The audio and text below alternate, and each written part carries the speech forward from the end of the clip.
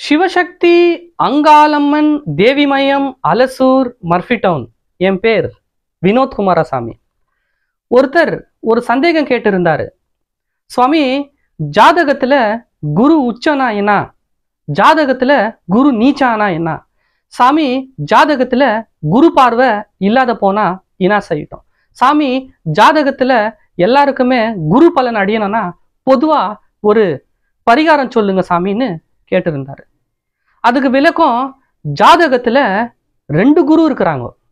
ஒருத்தர் ப்ரஹஸ்பதி தேவகுரு, 2வது சுக்கராச்சாரியர் அசுரகுரு.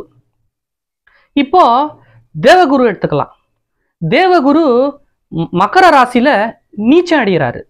அவர் நீச்சம் அடைஞ்சா ஜாதகத்துல எந்த ஒரு பிரதிபலனும் குரு கொடுக்க மாட்டாரு. கடக ராசியில குரு உச்சநிலை அடைகிறாரு. உச்சநிலை அடையும் போது குருவோட ஆக்டிவிட்டிஸ் ஜாஸ்தி இருக்கும். ஸோ சாமி ஜாதகத்துல குரு கெட்டு இருந்தா அதுக்கு பொது பலன் என்னன்னா, உங்க வீட்டு அருகிலேயே இருக்கிற எதனா ஒரு மிகப்பெரிய மகான் யோகி சித்தர் ஓட ஜீவ சமாதி இருந்தா அந்த ஜீவ சமாதியில போய் நீங்க தொடர்ந்து தியானம் செய்யும் போது உங்களோட நீச்சமான குரு உச்சநிலையை அடைவார். உதாரணத்துக்கு நான் அலசூர்லயே இருக்கிறதுனால நம்ம மௌனானந்த குரு சுவாமி மட்டம்னு மெட்ரோ ஸ்டேஷன், அல்சூர் மெட்ரோ ஸ்டேஷன்ல கொஞ்சம் கிட்டையே ஸ்ரீ மௌனானந்த குரு சுவாமின்னு ஒரு பெரிய மகானோட ஜீவ சமாதி இருக்கு. அங்க பக்கத்திலேயே தாயார் உண்ணாமலை யோகினி அம்மையாரோட ஜீவ சமாதி இருக்கு. ஸோ தாயின் சமாதியம் இருக்கு, தந்தையின் சமாதியம் இருக்கு. அதாவது உதாரணத்துக்கு பெண் சித்தர் சமாதியம் அங்க இருக்கு, ஆண் சித்தர் சமாதியம் இருக்குன்ற. அங்க போய் தொடர்ந்து நீங்க வியாழக்கிழமையில தியானம் செய்யலாம். சுக்கராச்சாரியார் கெட்டு இருந்தாலும் தாயாரோட ஜீவ சமாதியம் இருக்கு.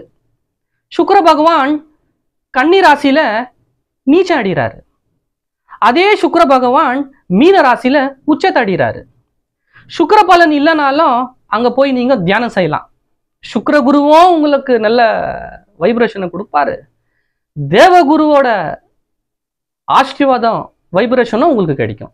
ஜாதகத்துல நீங்க தொடர்ந்து போய் அங்க இருக்கிற ஜீவ சமாதி கிட்ட நீங்க தியானம் செய்யும் போது நீச்சம் அடைஞ்சிருக்கிற குரு உச்சநிலை அடைவார். சூரியனுன்னா பிதாமகர் தந்தை, சந்திரனுன்னா தாயார். ஸோ இங்க தாய் சமாதியும் இருக்கு, தந்தை சமாதியும் இருக்கு. இங்க போய் தொடர்ந்து நீங்க அமாவாசையில தியானம் செய்யும் போது பித்ரு தோஷம் இருந்தா போகும், முன்னோர்கள் சாபம் இருந்தா விலகும், ராகு கேது தோஷம் இருந்தா போகும்.